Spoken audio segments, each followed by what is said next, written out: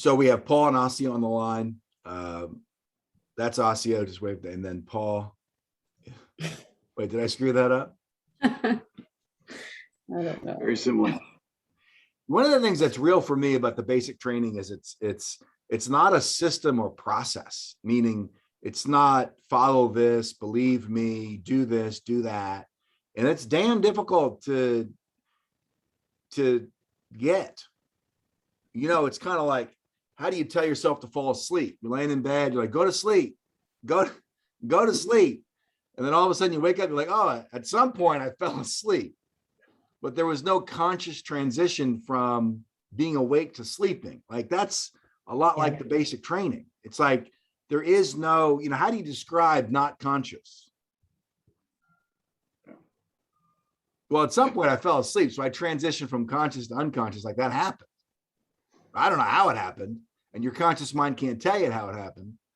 And so the basic training is this type of surrendering or powerlessness or letting go. So you know, we're here today out of our commitment to sharing with other people. And so Asya, Paul, what do you want to have people get about the basic training? You know, like if you were to talk to yourself before the basic training, if you were to have that conversation, you know, like you now talking to you then, what would you say? You know, hey, schmuckface, wake up. You know, what would you say to yourself? You want to have that conversation? Yeah, if Ozzy doesn't mind, I'll start. Okay. As I love the attention, I'll take it. So yeah, before the basic, this scene was, I just was fired from my dream job, sitting in my house, my apartment, day in and day out, sleeping during the day, sleeping at night, not talking to anyone, not reaching out to the world, not creating anything but more misery. And so, in the setting of this conversation is right before, Pete calls me after one of my mentors reached out to him to reach out to me. And, what I would say to him is, you're not dead yet. You're not dead yet. So you have, these choices are coming up. You can't just fall into these things. You have to create things and be open, because there's nothing that I could say that's going to change you right now. There's nothing that's going to make it clear, except there is something else. There is always something else. And thinking it's the end of the world or that you're at your end, the fact that you are capable of thinking that means you're not. So being open to what's coming. Like you said, there's really no way to explain consciousness or unconsciousness in that transition, but there is a way to explain being open and not letting your depression, preconceived notions, whatever these things are, stand in the way. And that's something that was a barrier at first for me, was my preconceived notions about you, about the work, about myself, all these things that were standing in the way. So really punching that home, like, listen, fuckhead, like, dude, you're not fucking dead. Just fucking be open to what's coming and create, and be willing to take a chance. I think that was the most important thing that I could tell myself at that point. You're talking about commitment. Which I think even if I uttered the words to myself 6 months ago, I would have fucking thrown up on myself. So or today. Yeah. No, the word. You're talking about commitment, right? You're saying, look, be committed. Yeah. Just shut up and be committed. Just do it. Yeah. Just that fucking get over yourself, get over this idea of what you think is right and you think is real and not real. You don't have the fucking answers. Just do it. You have nothing else to lose. Yeah, also, you're not allowed to talk, just so we're clear. No. I'm You gotta having be quiet, Asya. That's it. No. No, I'm having a hard time doing the talk to the past me from the future. I can tell you a different way. Before the basic training, I felt like something was missing in my life. I had this urge to be different and I didn't know how. I didn't know how to connect with people. I still am having a hard time, obviously, but I'm finding ways to connect through honesty. What we're looking at here is the ways in which our programmatic behavior dictates our reality. Now, that conversation is, might be understandable to somebody who hasn't done the basic. Like you ask someone, do you get that you're programmed? And that person perhaps has been in therapy or 12 steps could say to you, yeah, I get that. Yeah, I can understand that I'm programmed. But to the extent that you have a breakthrough in being programmed, like you see past the programming, very few people have that type of relationship to being programmed. Like in The Wizard of Oz, you're seeing you're seeing who's behind the curtain. I am. And it's pretty shocking when you see it's you behind the curtain. Yeah. That's terrifying. Literally, that is how I've been feeling, that I've kind of detached from the identity. It's still pretty strong in there, but there's a little feeling of freedom where I can laugh and be myself, which I've been so closed off and afraid.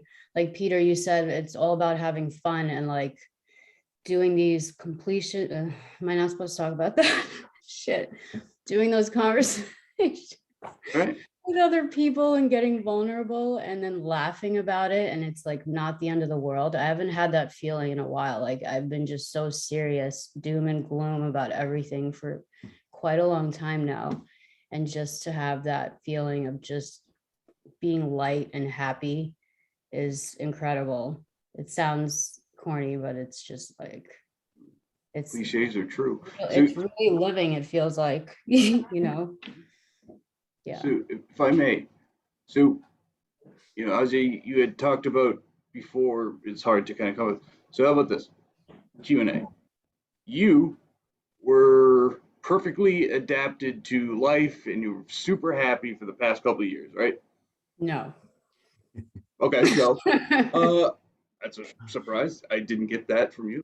Oh God. But so what was going why weren't you happy after getting sober, right? You're sober, right? You went through the 12 steps. You've Yes. done pretty well for yourself. So Yes. why weren't you happy? I just felt like I came to a place where I like the step work and the praying, just it wasn't working anymore. It felt like something was missing. I still couldn't connect with people. I had a hard time making friends. I wanted to hide. I had anxiety through the roof, like 24/7. And I was miserable. I really was miserable. And I felt like I was going to go out and relapse because I was craving something, and probably craving connection and just like being a part of the world and creating, I think. Seems like that's what it was. Right? You said wanted to hide. I would say you did. You were I did. hiding. Yeah. So you did the 12 steps. So you were doing everything, and the 12 steps helped you, right? You were to that point where you were sober. Yes. And then so you got to that point where you needed something else, and so connection was there. That you thought maybe that was it, or so as you started to come into this work, as you heard about TMD, what was your initial thought about what you were going to face, who you were, what was going to happen that first week of the intro? What did you ask me? What was my I asked like 30 initial? things. Yeah. What was your, so that's the lead up, right? You come up, you're hiding, you want more, you've done Yeah. well, but you're at the brink of relapse. And now I think you weren't there for the first week of the intro, right? I was not. So Yeah. the second week of the intro, you're introduced to Peter in a group format. You're introduced to some of the other people. What was going through your head? I, what was going just straight up, what was going through my head? I felt like an outcast, like something was wrong with me, that everyone around me was doing something good and I wasn't. Does that make sense? That I didn't belong there, just really afraid, anxious, panic, like anxiety through the whole, like bad anxiety, just feeling like I want to run away. Yeah. So you were relying on what you've been doing. Yes. Yeah. Because Makes sense. I notice there's a pattern. I feel that way in all parts of my life. Great. All right. So now you're getting it. You're starting. You're saying at least fuck it. I'm here. Yeah. I made a commitment. So you start the basic after the No, no, intro. no, Paul, you're missing a piece, and you're missing it because you weren't there. You weren't a part of it. I'll bring you into it. She contacted me, and she said she'd like her money back, Yeah. and she doesn't want to participate in the course. But thank you very much. Oh, cordial. Very, very cordial. And I'm not going to do the basic training, but it's been wonderful. Is that how it happened? Kind of. No. Yeah, I guess, yeah. On the inside, I felt different ways, but yeah, you're right. It was pretty much that way. So Yeah. bring us into what occurred. So you did the intro class is the first class Yeah. that someone can participate in TMD. It's before the basic training. And you signed up and participated in that class. And then you contacted me the following day. Yes. And what was, remember? Yes, I do. So I just wanted, I was playing a game with you. I see that now, where I played the victim. I wanted you to coddle me and make me feel okay and tell me that I was doing a great job and give me more attention. And you didn't do that.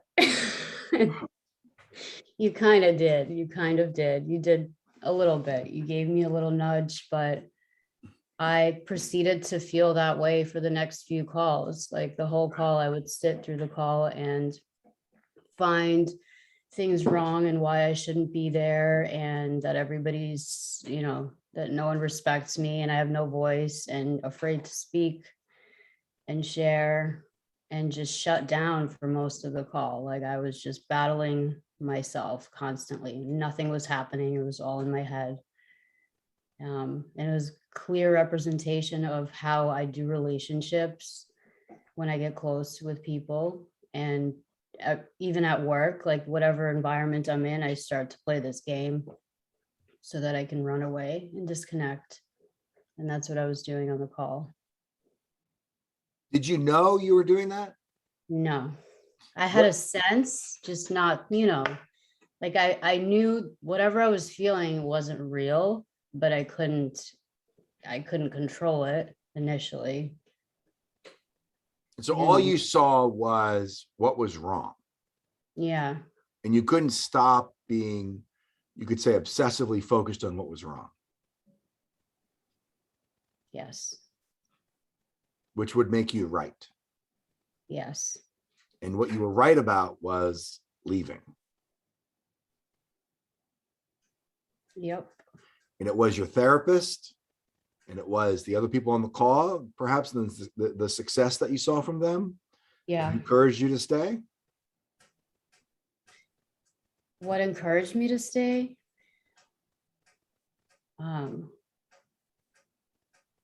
Honestly, I didn't know what else. This seemed like my last hope because nothing else was working. And I know I'm a person that, like, I know that I'm really stubborn, and whatever I feel like is the wrong thing to do is probably the right thing. So I knew I had to overcome whatever was happening, because nobody should feel that way, especially when they don't know anyone in that course and nothing is like actually happening. So when that was going on, I knew that this is where I needed to be. Because When you say nothing was actually happening, yeah, whatever I was feeling wasn't real. I knew that. how And it did you was know that? because I felt it was so intense. How did I know that? Because I was on a call with people experiencing things and sharing, and it had nothing to do with me. Yet I felt like everything was wrong. I was wrong. I wasn't good enough. Nobody liked me, like very intense emotions, reacting to nothing.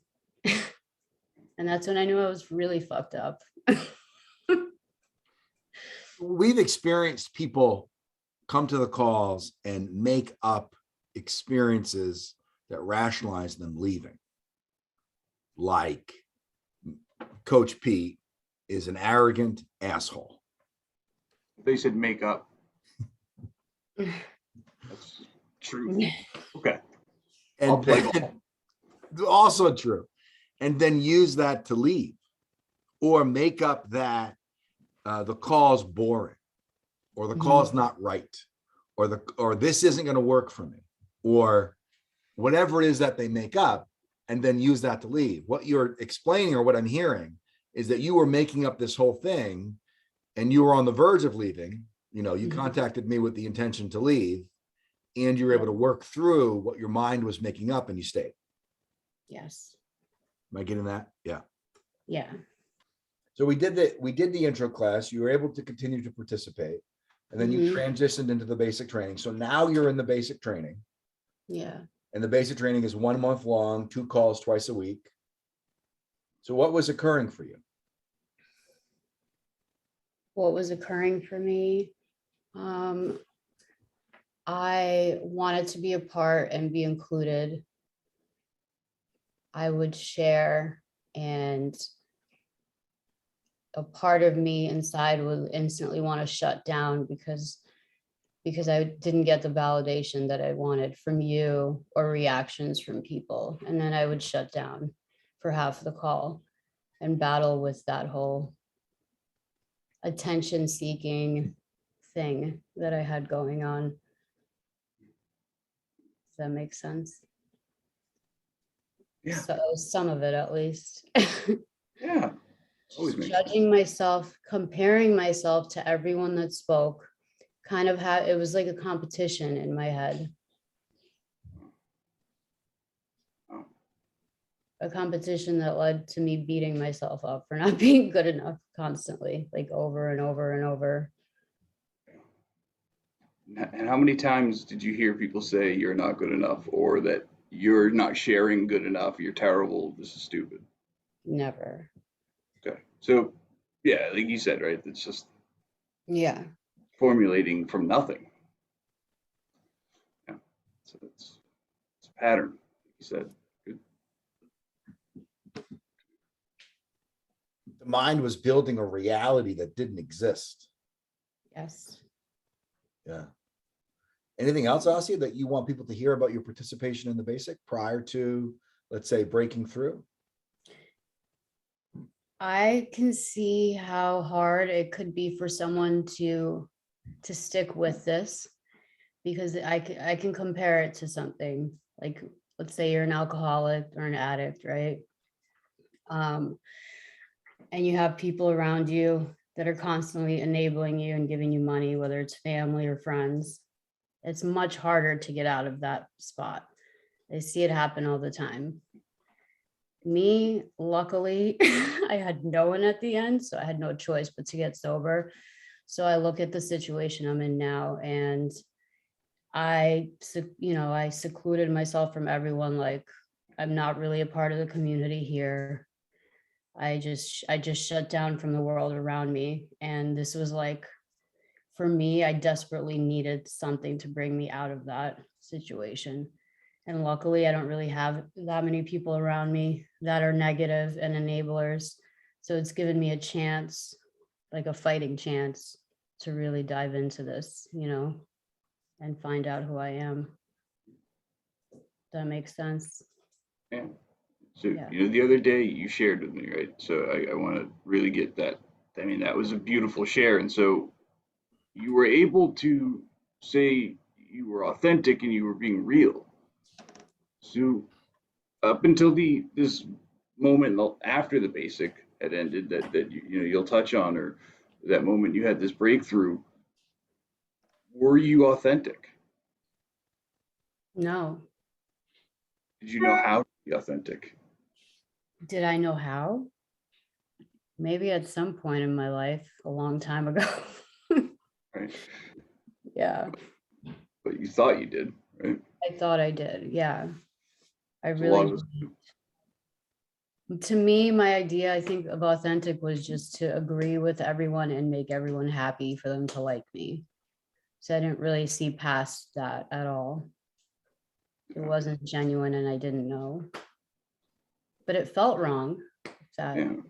yeah, I didn't feel authentic and I felt like a fraud But you were right. about that. You were right about everything. Yeah. In the past, what we were just talking about is being inauthentic. Inside of your inauthenticity, you were right about it. Like you were right that you needed to defend yourself. You were right that you needed to disconnect. You were right that being disconnected was safer. Yes. You were right about disconnecting from the call and everything that was occurring on the call. Like you were right about all of it. Is that right? Yeah. Which means you couldn't see past it. You couldn't see past the reality that your mind was making up. You were imprisoned to the self-righteous positions that your mind was making up. Yes. Do you see Absolutely. that? I do. You Yeah. see it now. Now did not see it before. And you had to do the work it took, right? Like you did the work it takes to transform the relationship to your programmatic reality. Like you began to see that this reality that you were creating, that you were right about, only existed in your mind. Yes. Yeah. Yeah. And you had a breakthrough in that created reality. I am continuously having a breakthrough now. Every day, little breakthroughs. Awesome. Yeah. We're describing, I mean, I was just describing, Paul, you were using that term authenticity. That word, that term is, we all know the word. Everyone knows the word authenticity, but very few people are able to distinguish, like separate authenticity, the word and the understanding authenticity from the experiences that occur after breaking through programming as authenticity. So it's an understanding of the word authenticity, and then there's the experience of the word authenticity. And so I was looking to add some language to, really describe the reality created from inauthenticity, which is being right about being disconnected, being right about being alone, being right about, Asya, the way you're describing, isolating yourself from the community, which is, all of that's inauthenticity. Yeah. And so how am I doing, Paul and Asya, with regard to, so to speak, languaging up what we're talking about? Are we really bringing to light what it is that the addict who's sober is creating for him or herself that is sabotaging their ability to have an aliveness in their life, or sabotaging themselves from having love and connection, and possibly setting in motion relapse? Am I describing this reality well enough? I think one thing I'm noticing is we're using similar words, but my meaning is differing. Or the idea of authenticity was, and then asking about how did you know how to be authentic? Is that idea that I think there's a lot of this that or that you're right instead of that you're right. right? I think there's really understanding that there's this idea that you're right, like it's safe because you're isolated. And so I think, people seeing this as in sobriety and recovery will can get this, kind of have this, my explanation of these safeties, and then, you're coming in and really discussing the power it has, right? I think that's a good trade-off that I'm noticing is that, I'm kind of getting the baser languages because I'm part of that community. I can understand what they're thinking and what they're going through. So I think with your follow-ups, you're really explaining the power of TMD and the power that they're in, that gravitational pull towards sameness, towards safety. How would you describe your experience of being free? How would I describe it? I don't know. I can't forcefully share what I shared with you the other day. It was in the moment and it was natural and organic. So I'm having a hard time just. We don't force something, just let's talk about it. So I'm not saying regurgitate it, just bring us into it, right? Remember, and if I remember correctly, there was a very specific way of how we could describe how it feels and what your experience was to transform, to get through this. And it was very primal. It was a noise, animalistic. Right? No. Animalistic. Remember you said fucking, I did. there was no way to explain it. It was like, Yeah. I can't. Yeah. Yeah. No, I felt free. Like I can't put words to it.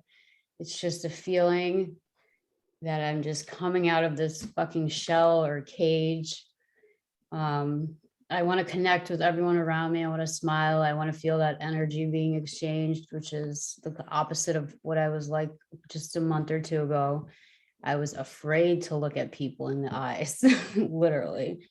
And my name is Asya, and I just graduated from the basic training. And I feel alive like I've never felt before. I feel like I'm exposing that part of myself that's not real. And it's just like it's shedding slowly, little by little, that armor that I've put up, that I've surrounded myself with. And it's pretty incredible. I'm incredible. You're fucking incredible, dude. Yeah. Yeah. Yeah. You know what else I did? I just signed up to be a competitive coach. I just got a membership for USA Gymnastics, and I'm taking the necessary steps to move in that direction. And I actually, I'm changing the patterns. It's starting to click. Like I've created a prison in my own home, just like in my brain, that program that I set up that keeps running. I've done it in the way that I live when I'm in my apartment, just that never ending cycle of doing nothing and beating myself up. And the other day, I feel like I've broken through it and I did something new 2 days in a row. That's amazing. Right. I don't know how to describe it, but I feel like I'm living. I don't feel like I'm trapped right now in my own home. And that's how I felt for the last 2 years. Longer. I mean, I feel the possibilities now. I can envision owning my own gymnastics school, and I couldn't do that before. And now I want to keep going. Yeah. So this gymnastics thing is kind of new, right? It's like a couple days. You're like, I feel like I like gymnastics. I like jumping around and shit. Or has that been for a while? A long time. Long time. I've been hiding from it. It's something that I'm really good at, and that I have a lot of talent, especially with coaching. And I've hiding or gymnastics? Hiding from exploring this possibility. Yeah. Wait, what? I missed that. Because you're like, I'm really skilled at it. I'm like, hiding or the gymnastics? Both. Oh, yeah. Exactly. Yeah. Yeah. Fuck, dude. So I know I haven't done anything yet, but the fact that I sat down and did it on my own and didn't tell anybody, that's a huge thing for me. You've done a lot. Just talking to someone and being proactive, that's something. Like you know it, I know it, right? Pete Yeah. knows it. You're in a place where you're fucking doing something. You're not just waiting for people to do it for you. What's your relationship to that? Having people do things for you, and what's your relation to it now? Um, I mean, I've been waiting for, I wait for people to do things for me. I wait for people to make decisions for me, or did. I used to. It hasn't been the case for a while. So now, who made this decision to reach out to somebody? I didn't. I did. You did, Yeah. and you keep doing. That's the fucking key, right? It's not just a one and done thing. You're fucking living your life now. You're living what you want. Dude, that's you're so fucking inspiring. It's amazing to watch. Truly. It just to see where you were a fucking 3 weeks ago, even that struggle you were in is so relatable, right? For everyone who's going through this, people who haven't or will go through this, it's a struggle. But now, like talking to someone, right? That fear you have is so immense and real, and then boom, you fucking do it, and it's like, holy shit, Yeah. fucking amazing, Yeah. dude. Definitely a feeling of just, I feel alive. I feel like I want to be out in the world. I just have this new energy, you know, Yeah, feels the opposite of what I used to feel. yeah. I'm super grateful to have you both in my life. And that's it. And TMD, and I don't know. I'm excited about the next course. I'm excited. I don't know where my life would be right now if I wasn't a part of this.